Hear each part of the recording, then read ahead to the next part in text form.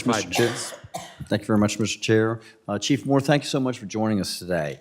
I'm very concerned about forest management. It impacts air quality, water quality, the economy, and our way of life in Montana and throughout the country. In 2022, more than 66,000 fires and more than 7 million acres burned across the country. In Montana alone, 125,000 acres burned in 2022. We need to do all that we can to combat wildfires out west. We have seen that as timber sales at the Forest Service lands go down, the severity of the wildfires on those same lands increases. Throwing money at wildfire crisis alone is not going to solve the problem. I just did a little bit of research, and according to the records, the National Forest Service budget in 1977 was $2.2 billion. The revenue was $2 billion. And we did not have nearly the amount of acres being burned in wildfires as we do today. It's incredible the cause and effect that takes place. We were harvesting more timber. We were generating more revenue. It nearly covered the Forest Service budget. It was a true win-win scenario. And there is a definite cause and effect that takes place. Now, clearly, this isn't it's your problem to help us solve, but it's not a problem that was caused by you, and I do understand that. But you're the guy who happens to be here answering the questions today. And one of the things that you said earlier, I was sitting here listening, and you said litigation keeps you from meeting your goals. And I do believe that. I do believe that. As Chairman Westerman said, you have the best interests of the Forest Service at hand and the forest. I continue to be very concerned about the 2015 Cottonwood decision, particularly as the partial fix expired last month.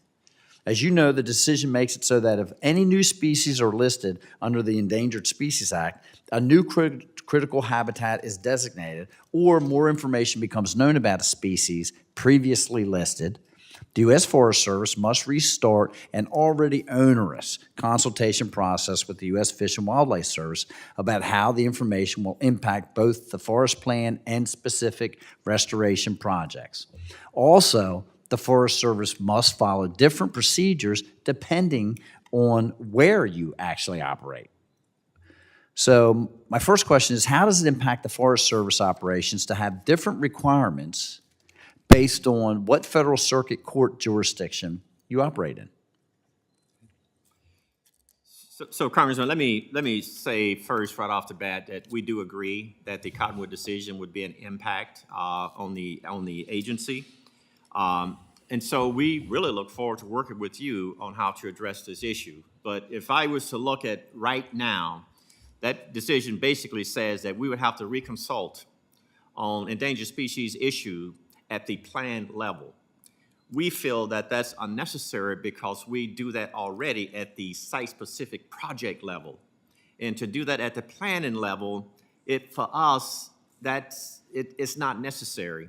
And if we are required to do reconsultation at the planning level, I can tell you it's going to take over 10 years and tens of millions of dollars to do that, and we want to do that at a time where we're really trying to reduce the hazard potential out there on the ground. So okay, we're limited on our time. I want to get a couple more questions in. So if that would extend this consultation another 10 years, how long on average do the consultations take now with the Forest Service and U.S. Fish and Wildlife Service? Well, it takes a long time, and it depends on the project, and it depends on the issues that we're trying to address. So a long time being 1 year, 2 year, 5 year? It could take all of that. Okay. Or less. Okay. Since the Cottonwood decision, do you know how many forest projects have been contested in Montana and or the Ninth Circuit? I believe we just had a decision this week, I believe. Okay, so we're not sure if they're Cottonwood or not, but we just had a decision this week that we're looking into.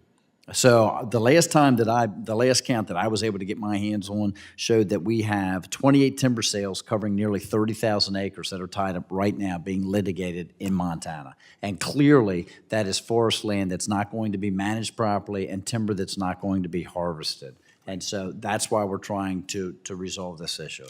Thank you, Mr. Chair. I'm right down to it, I will yield back. Thank you. Gentleman yields. Next, I'd like to recognize the gentleman from Arizona, Mr. Gosar. Thank you, Mr. Chairman.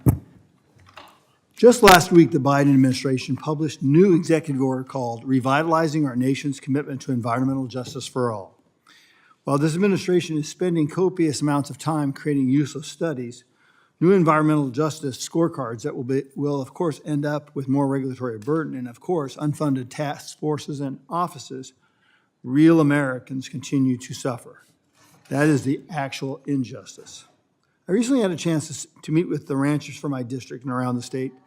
They work daily to bring us not only food to the table across the state and the country, but they also do something that is less talked about, that I think is more important. They're true conservationists. Their work helps to improve the soil, the health of the rangeland, even working to manage wildlife and wildfire. So I do have a question for you, Chief Moore. In your role as chief, yes or no, do you support the rangeland management program? Of course I do.